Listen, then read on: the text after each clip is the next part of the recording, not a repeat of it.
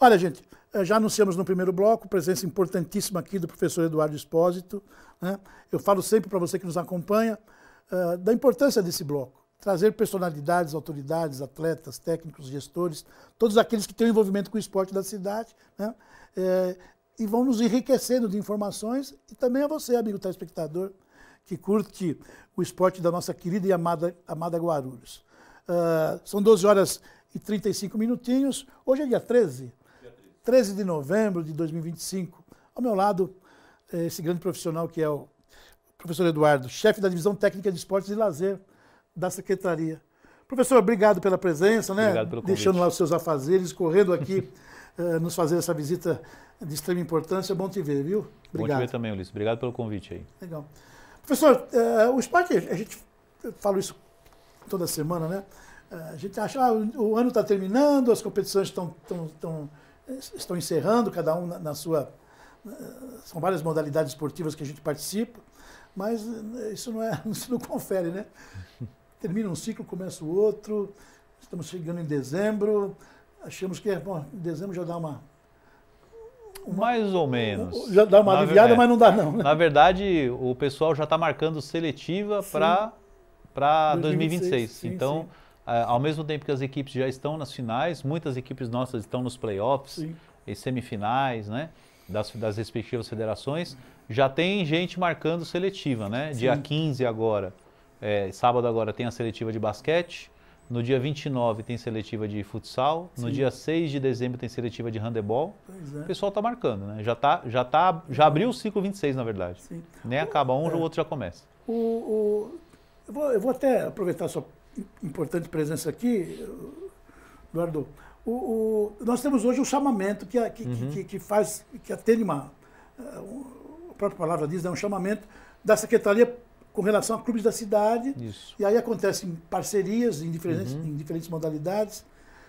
Isso é legal. Aqui não se chega de modalidades que estão competindo aí, representando o nosso município. Você tem o chamamento dado? Hoje ele atende 18 modalidades. Olha que legal. E todas elas estão participando em algum nível de federação, ou uma liga, ou uma associação. Né? É um requisito para que você pleiteie o chamamento, você precisa ter a capacidade técnica de participar.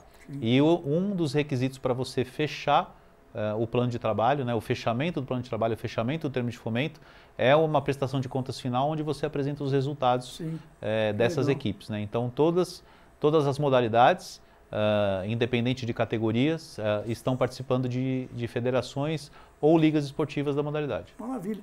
Para você que nos acompanha, mas escutar a necessidade do chamamento, as federações especializadas, você não pode competir com o nome de prefeitura municipal. Não pode mais. Né? Antigamente podia, hoje não pode mais. Tem que ser um clube que tem aí a vinculação nas federações especializadas. Isso. Daí, então, o chamamento facilita esse processo, não é isso? É isso aí. São clubes que nos representam aí, como disse o professor, nas diferentes modalidades. Eduardo, eu sempre falo aqui, né, que o esporte é refém da administração pública, né? Diferente do que a gente vê lá fora, o Brasil depende muito do que acontece com as prefeituras, né? Existem polos mais fortes, de estados que têm um potencial econômico maior, né? Outros não tanto, mas o esporte nacional depende da administração pública, e quando você sai desse circuito, você se depara com o desporto militar, que também... Eu estou falando isso, gente, porque é fácil de você observar. Quando chega um grande evento como uma Olimpíada, todo e qualquer atleta, ou ele vem, ou a origem está numa administração pública, de um trabalho de uma prefeitura, ou então, de repente, das nossas Forças Armadas. Esse é o nosso retrato hoje. Né? Então, isso é muito importante. Né? E o dia que as prefeituras, sejam elas quais forem, né, deixar de ter esse olhar é sempre uma perda. Se você me permitir um parênteses, Ulisses, essa questão, no Brasil, hoje você tem os campeonatos profissionais, né? Superliga de vôlei, você tem a NBB do basquete, você tem o próprio campeonato de futebol, a Federação de Futsal, a Liga Paulista de Futsal. Mas você vê, como você falou, boa parte dessas equipes são equipes que vêm da prefeitura através de chamamento ou de empresas, clubes particulares que são patrocinados. Então, e aí você vê no Brasil esses campeonatos acontecendo, você acha que é muito, mas quando você vai num país de primeiro mundo desenvolvido, você vê que as equipes profissionais são muito maiores, o número é muito maior, a participação é muito maior, o investimento no esporte é muito maior. Então o Brasil ainda está engatinhando, literalmente, na questão esportiva, no investimento no esporte. As nossas empresas privadas, mesmo o poder público, em que pese todo o trabalho que a gente desenvolve aqui em Guarulhos e outros municípios desenvolvem grandes trabalhos, ainda o poder público precisa melhorar o olhar para o esporte, né? Entender o retorno que o esporte dá, não só para o poder público, como para a própria população. Então é um olhar que ainda falta para o brasileiro, de investir no esporte e de garantir a participação. Você vai na Europa, nos Estados Unidos, mesmo na Ásia, o investimento é muito maior. São inúmeros clubes, inúmeras empresas, o dinheiro sobra para o esporte em outros países. Né? E essa atuação da empresa pública, no caso as prefeituras, elas têm um amparo legal na própria Constituição, né? Que é muito claro lá o que reza a nossa Constituição. Eu mostro sempre isso, o artigo 217, se não me falha a memória, mas tem esse amparo, né? Dando poder para que as prefeituras atuem nessas questões. Né? O pessoal muitas vezes pensa, mas escuta, a prefeitura não é clube, a prefeitura tem outras obrigações, tem outras responsabilidades, mas o esporte também é uma delas, né? Dito aí pela própria Carta Magna, né? E o nosso caminho é esse, são poucos os clubes que têm um olhar aí. O Brasil não é um país de clubes, né? Você pega São Paulo aqui, no primeiro bloco falamos aí do paulistano, que cedeu atletas lá para a seleção de trampolim, né? Competição que acontece na Espanha, falamos no primeiro bloco. E é isso, mas você conta nos dedos. Então, o esporte realmente conta nos dedos. Está na mão da administração pública. E tratando desse tema, Eduardo, vamos lá. Tem aqui em São Paulo uma competição que é muito forte, né? Que são os Jogos Abertos do Interior. Sim. E aí a participação de muitos municípios numa competição bastante acirrada. E Guarulhos tem uma tradição importante nisso, né? Isso. Conseguimos durante muito tempo títulos importantes, se eu não me engano foram 7 títulos de jogos regionais, que são classificatórios, e depois mais 6 conquistas nos Jogos Abertos. A edição 2025 acontece agora, no mês de dezembro. Agora em dezembro. Queria que você falasse um pouquinho sobre isso, como é que a nossa participação está confirmada, como é que estão os preparativos, o que Guarulhos coloca à disposição para essa competição. Bom, a edição 2025 ela vai acontecer do dia 10 ao dia 21 de dezembro. Na cidade bem ingrato, né? Ruim, né? Na cidade de Ribeirão Preto. Sim. Os Jogos Abertos ele já vem há algum tempo sendo colocado mais para o final do ano. É um período ruim, muitas equipes estão finalizando os campeonatos. As equipes que não chegaram às finais de campeonato já desfazem, nessa época já desfizeram dos atletas, né? Atletas procuram outras oportunidades. Muitas vezes os clubes não mantêm a comissão técnica, então acaba esvaziando um pouco a participação. Mas no nosso caso, nós confirmamos a nossa participação esse ano. Legal. Nós vamos para os Jogos Abertos. Deixa eu pegar minha colinha aqui. A nossa delegação para os Jogos Abertos esse ano é 183 pessoas. Legal. Nós estamos indo com atletismo masculino e feminino, basquete masculino, boxe masculino e feminino, capoeira masculino, futsal masculino, a ginástica artística feminina, a ginástica rítmica feminina, o handebol masculino e o voleibol feminino. Legal. É importante frisar, Ulisses, que dessas modalidades, à exceção do boxe, que só tem nos Jogos Abertos, então vai direto, todos os outros foram classificados nos Jogos Regionais. Então todos foram campeões ou vice-campeões e garantiram a vaga para os Jogos Abertos. Parabéns, né? Parabéns às nossas equipes pela classificação. E a Prefeitura está fazendo um trabalho intenso de preparação. Nós estamos investindo aí a quantia aproximada de R$210 mil para participar dos Jogos Abertos.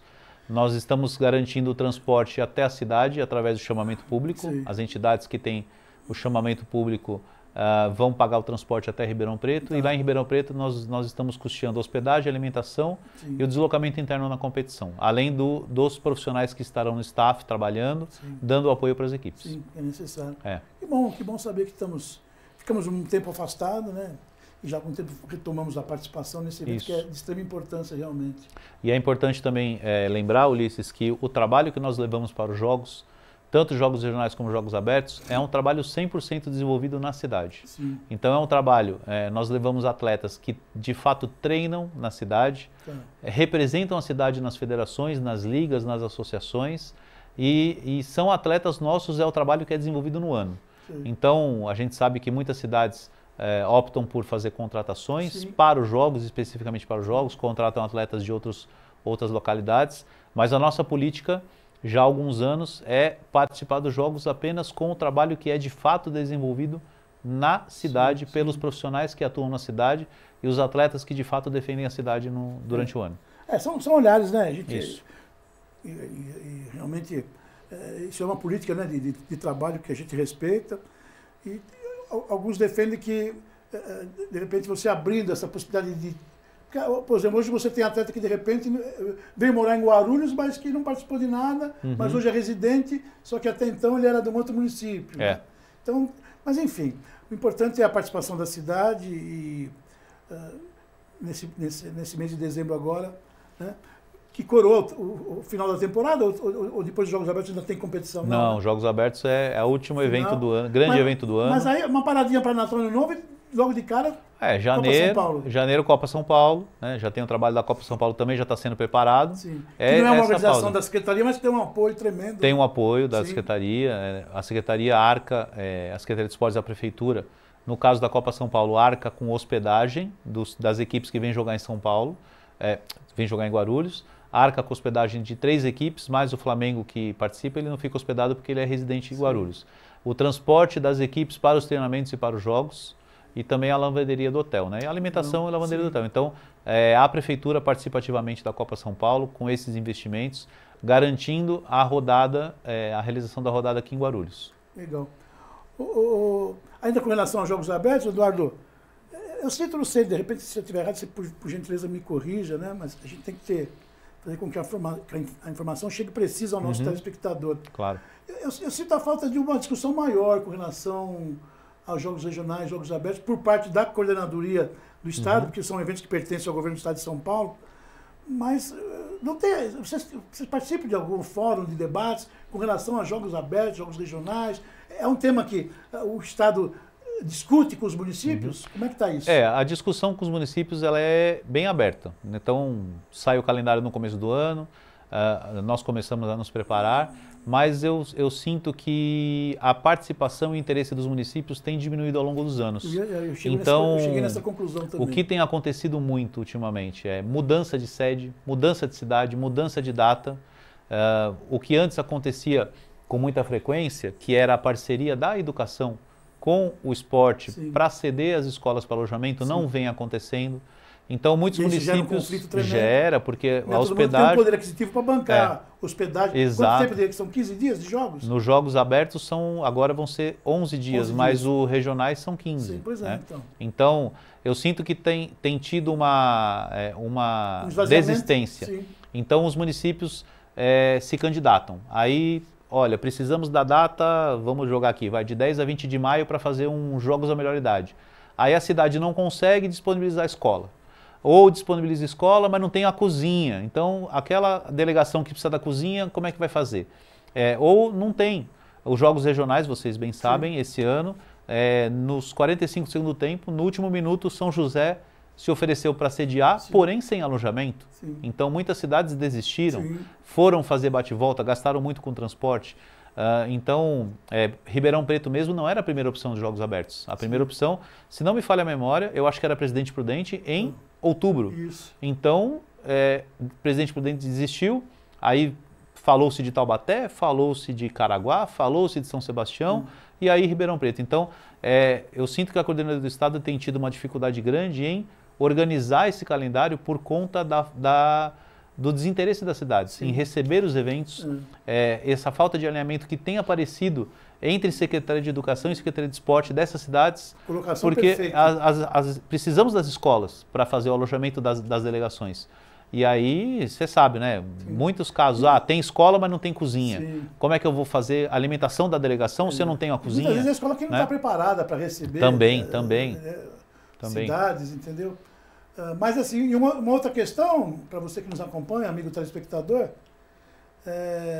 é a estrutura que o município tem que possuir para ser sede, né? Também. Porque os jogos abertos, eles... Você sabe o número de modalidades que disputam? Para quem está em todas? Mas é um número elevado de De modalidades. cabeça eu não vou saber. Você tem que ter pista de atletismo. Eu vou chutar umas 20 a 25 modalidades, porque tem muita, né? Você tem que ter piscina em condições de competição, no mínimo uma piscina semiolímpica. Sim. Né? Você tem que ter ginásios que favoreçam as competições com capacidade. Tem que ter um ginásio com estrutura de ginástica artística, um ginásio com estrutura... equipamento, né? Equipamento. Aí você tem... Tem minibol, que é uma outra modalidade. Tem. Aí você tem o handebol acontecendo junto com o basquete, por exemplo. Então você tem que ter um determinado número de quadras para o handebol, outro determinado número de quadras para o basquetebol, masculino e feminino. Sim. Então você tem uma necessidade de ginásios muito grande. Sim. Então, mais piscina, mais pista de atletismo. Ginásio de ginástica. Sim. Então tem espaço de lutas, ringue. Precisa ser grande. Precisa ser uma estrutura muito grande. E eu estou dizendo isso porque você conta nos dedos os municípios que têm condições de se colocar à disposição da realização desses jogos, né? É verdade. Isso. Tá bom, legal. Bom, os problemas que nós temos no nosso país com relação à atividade esportiva de competição é isso mesmo, né? É o reflexo do que a gente conversou um pouco antes, né? Da falta do investimento no esporte, né? Então, tomara que as coisas caminhem de forma positiva. Trazendo toda essa questão estrutural, né? Vou aproveitar a sua presença aqui, Eduardo. Esteve aqui conosco alguns dias atrás o secretário, né? Temos tido a oportunidade de algumas conversas. É sabido das dificuldades que o município atravessa com relação à estrutura do esporte. Eu digo sempre que não é só a estrutura física, né? E que temos que ter, né? E o município carece dessas estruturas, tanto estrutura física como estrutura de material, né? E aí um outro problema que eu tenho falado aqui, professor, é com relação ao nosso corpo docente, né? O nosso esvaziamento dos professores. Isso. Né? O próprio Vanderlei, que está como diretor da pasta, aliás, um abraço ao Vanderlei, ele me chamou a atenção para isso, Ulisses. Daqui 4, 5 anos, o nosso saldo aí com relação a essa mão de obra vai ser péssimo. Se não me engano, foram então 20 professores. A previsão para daqui a uns 5 anos é que tenhamos 20 professores efetivos na prefeitura. Desses 20 eu sou um deles, o Vinícius que estava aqui é outro. Sim, né? Que tem uma ocupação no administrativo. Que somos os mais novos, né? E eu já estou com 47. Sim. O Vinícius acho que está com 44, 45, é o mais novo de todos, então para você ver como a gente está, a faixa etária está avançada. Mas já encaminhamos junto ao secretário, já montamos uma proposta. Tem que uma solução para isso, urgente, né? Já montamos uma proposta de edital de concurso, já tá finalizado, já apresentamos ao secretário e a gente vai encaminhar, porque precisamos fazer um concurso, no mínimo uma contratação terceirizada. Né? Realmente precisamos dessa contratação, desse aumento de funcionários para dar conta do atendimento. Porque senão, a cada ano que passa, diminuímos os profissionais, diminui-se os atendimentos e em breve a Secretaria de Esporte não vai mais ser uma secretaria, vai virar um departamento, porque não vai ter mais funcionário. E a Secretaria, para você que nos acompanha, não é só esporte de competição não, gente. Eu falo sempre aqui, é o esporte de educação, esporte de qualidade de vida, né? Esporte de lazer, a importância do esporte, né? Na organização do município, né? Tem que ter carinho, tem que ter responsabilidade, né? Porque isso se faz necessário, né? Para a população. Então, essas providências têm que acontecer, né? Nós temos serviço de iniciação esportiva, atividade física orientada, que são atendimento aos adultos. Tem a terceira idade, que participa do JUME, que é o alto rendimento, ou o próprio alto rendimento com esporte de base. Fora isso, temos o campeonato de futebol, todos os eventos que a Secretaria realiza. Então, não é só o alto rendimento, realmente, né? A Secretaria tem várias vertentes de atuação. Legal. E todas elas dependem de funcionários para acontecer. Né, que essas pendências aí, né? O Tiziano, a gente conversou outro dia, o secretário recentemente empossado, sabe dessas dificuldades. Tomara que se descubra caminhos, né, para atenuar tudo isso. O Tomeuzão é um estádio que está em obras, já tem uma previsão de entrega para a municipalidade. Na verdade, é uma revitalização. Revitalização, né, isso. Do espaço. Atualmente ele está. A última visita que eu fiz, o telhado estava sendo todo trocado. Está sendo implantado um elevador de acessibilidade também. Né, a parte interna já estava praticamente toda concluída. Faltavam alguns arremates ali de acabamento, louça de banheiro, essas coisas. E a previsão, eu vi uma entrevista que o secretário deu recentemente, não lembro agora qual foi o veículo, e ele mencionou que por volta de abril ou maio do ano que vem. Então, acredito que esse seja o prazo que possamos contar com o retorno do Tomeuzão. O nosso poliesportivo Tomeuzão é um cartão de visitas, né? É. Tomara que retorne aí, né, à disposição da comunidade, do munícipe. Tem também a pista de skate lá no Fioravante, que é uma novidade. A pista de street do Fioravante, também ela está praticamente concluída. A inauguração está programada para o dia 8. Sim, aniversário da cidade. Aniversário da cidade. Então já está quase tudo concluído. Sim. E vai ser mais um espaço onde a gente vai conseguir abarcar mais várias modalidades, né? Sim. Não só o skate, mas temos também patins, patinete, Legal. BMX, que são esportes radicais, que vão poder utilizar aquela pista. Professor, todo final de temporada há aquele exercício que vocês têm que colocar em prática, que é uma visita à Câmara Municipal para fazer a exposição daquilo que vocês pretendem para o ano vindouro. Isso. Né? Com relação ao orçamento. Né? Isso já aconteceu, vai acontecer? Já tem uma data para acontecer? Não vou saber te informar isso, Ulisses. Não estou a par dessa questão. Eu olhei em algumas publicações aí, eu não vi a Secretaria de Esportes. Eu vi saúde, educação, com datas já programadas, eu não vi a Secretaria de Esportes. Eu não estou a par dessa informação realmente, mas o planejamento 2026 já começou. Nós já estamos trabalhando no planejamento junto aos professores. O cronograma de eventos e de competições também já foi entregue, já está pronto. Então, o planejamento já foi feito, já fizemos as nossas considerações e estamos agora trabalhando na parte operacional, principalmente na questão de organização dos professores para o ano que vem. Sim. Eu estou abordando isso com você, Eduardo, porque foi tema da campanha do atual prefeito, Lucas Santos, aliás, um abraço, que ele atingiria o percentual de 1% da arrecadação destinada ao esporte. Nós estamos em 0,2%. 0,25%. 0,25%. Ou seja, a distância não é tão curta assim, mas isso precisa acontecer, né, gente? Aconteceu agora, há 3 semanas atrás, um fórum lá em Bertioga, hein, gente? Tivemos a participação aqui do atleta Wilson Davi, nos trouxe essa informação. Você tem separado aí, assim, a fala do Panzetti? Eu achei interessante, porque que é uma grande autoridade do esporte, quando se pensa em trazer recursos para os municípios. Está no ponto aí, Tassil? Coloca aí, por favor. Política pública só se faz com orçamento. Política pública sem orçamento é discurso político. Besteira. Ter compromisso com o esporte é aportar recurso público para que o esporte possa transformar uma sociedade, desenvolver qualidade de vida, desenvolver inclusão. Então, todo mundo que sobe aqui, eu quero fazer uma fala nesse sentido, fala, olha, o esporte é importante, mas na coisa pública isso só pode acontecer se nós tivermos orçamento.